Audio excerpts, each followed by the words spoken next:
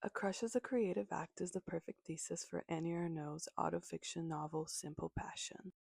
In a very meta and wonderful way, and in just a mere 60 pages, she recalls a time when she was having an affair with a married man, while also taking the reader through the process of writing about her infatuation. She states, "I do not wish to explain my passion.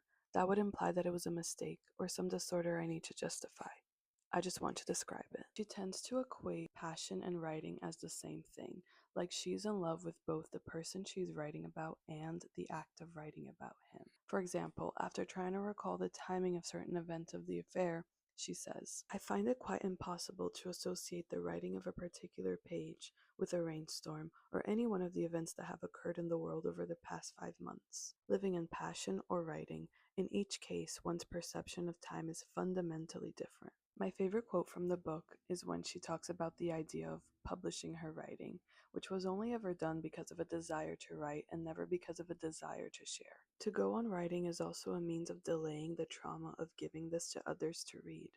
I hadn't considered this eventuality while I still felt the need to write. But now that I have satisfied this need, I stare at the written pages with astonishment and something resembling shame, feelings I certainly never felt when I was living out my passion and writing about it.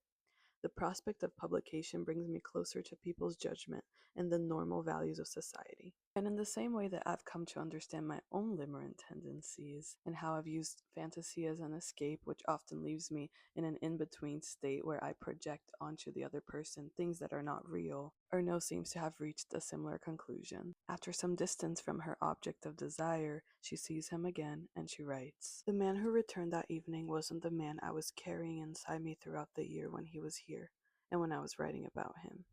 I shall never see that man again."